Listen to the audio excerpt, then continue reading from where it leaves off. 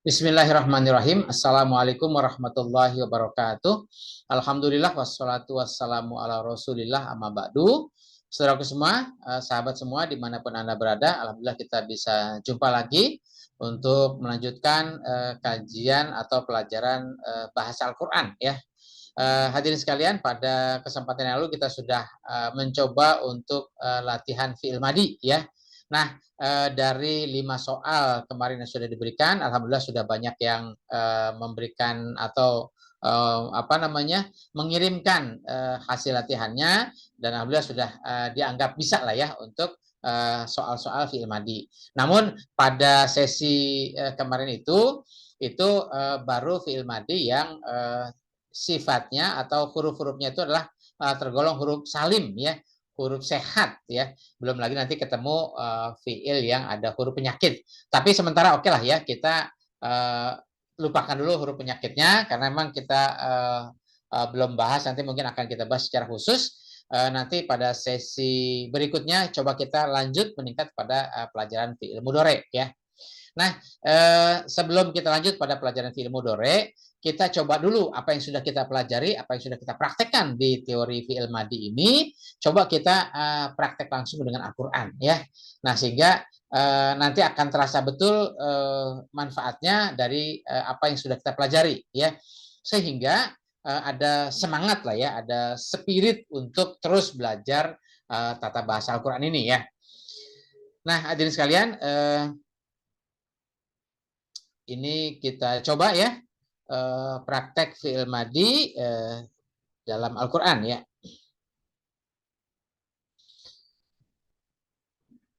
Ya, jadi pada kesempatan ini kita coba apa yang sudah kita praktekkan, apa yang sudah kita pelajari kita praktekkan ya langsung dalam ayat Al-Quran ya.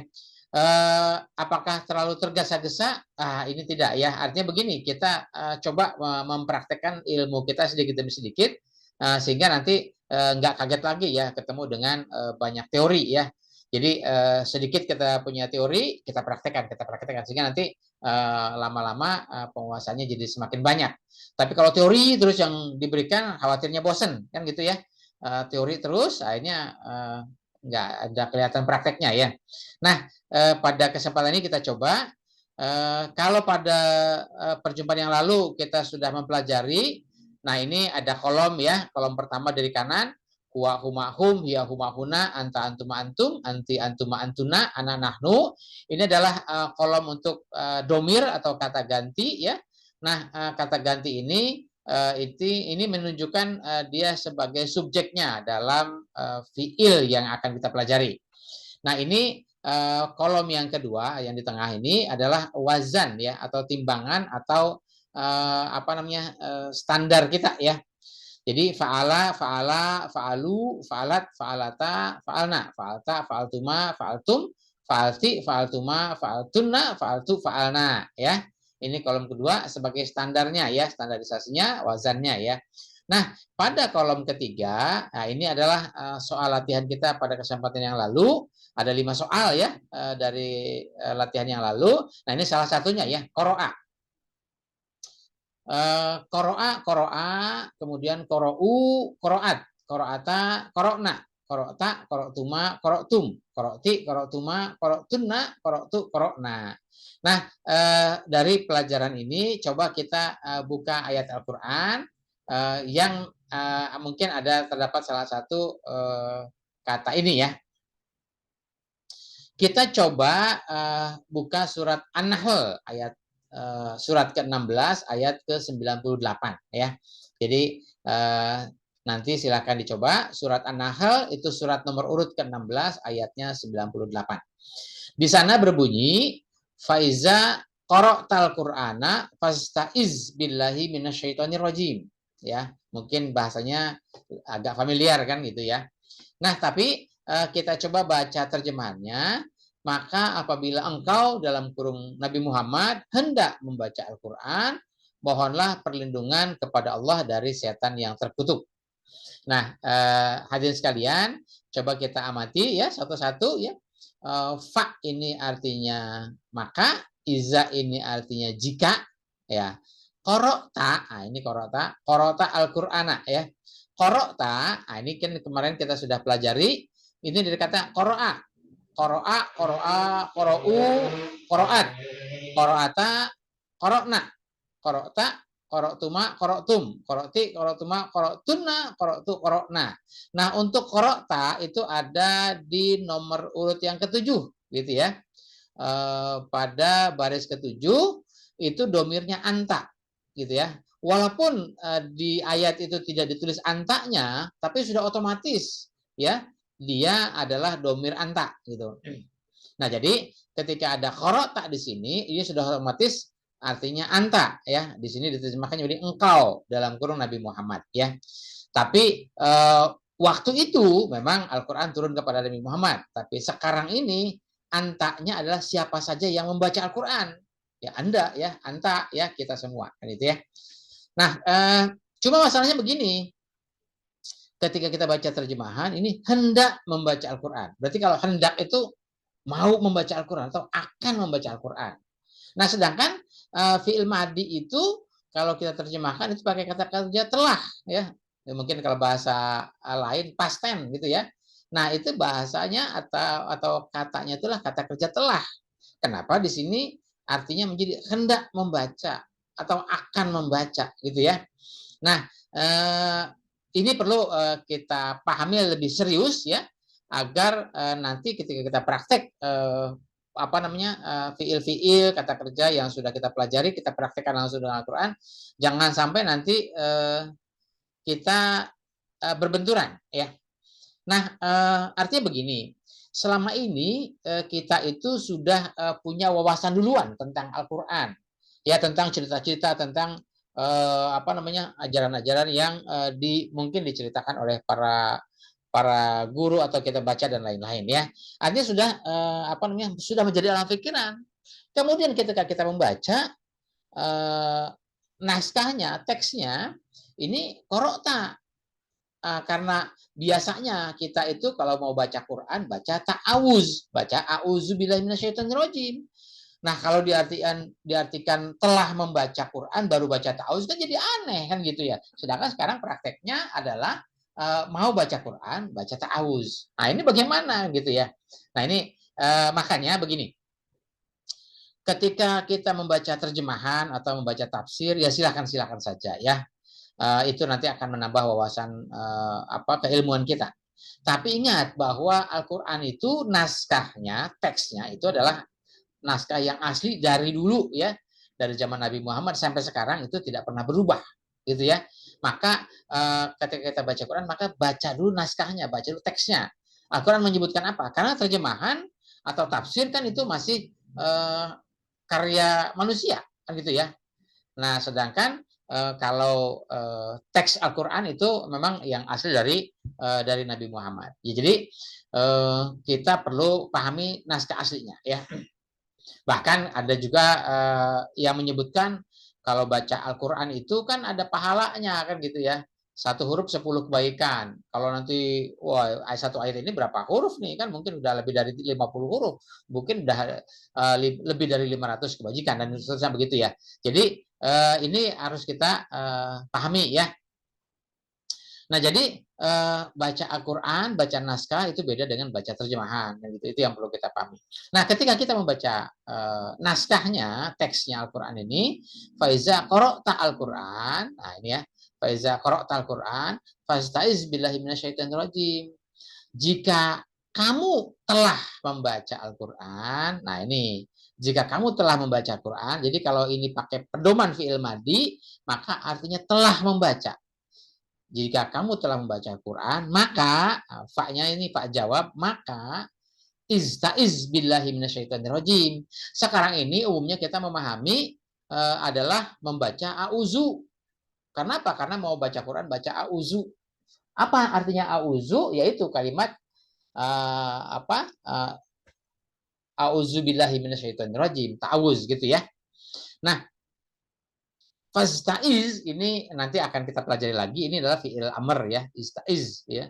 Ini fi'il amr, maka berlindunglah, gitu kan? Billah, nah gitu. Nah jadi ini beda ya. Jadi bukan berarti orang yang mau baca Quran terus baca auzu ini tidak salah, bukan itu maksudnya. Tapi coba kita pahami dulu ayat ini ya. Jadi jika kamu telah membaca Al-Quran, maka perintah lanjutannya adalah, kalau sudah baca Quran, perintah lanjutannya adalah istaiz, berlindunglah, billah, berlindunglah dengan ajaran Allah. Ajaran Allah yang mana? Yang telah kamu baca. Yang mana? Yaitu Al-Quran. Gitu ya. Jadi berlindunglah dengan ajaran Allah yang barusan kamu baca.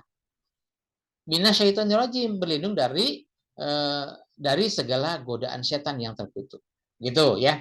Jadi hadirin sekalian, perlu kita pahami bahwa setelah kita baca Quran dan kemudian apa yang kita baca itu kita pahami, maka itu menjadi ilmu bagi kita, menjadi wawasan dalam hidup kita, menjadi pandangan hidup kita.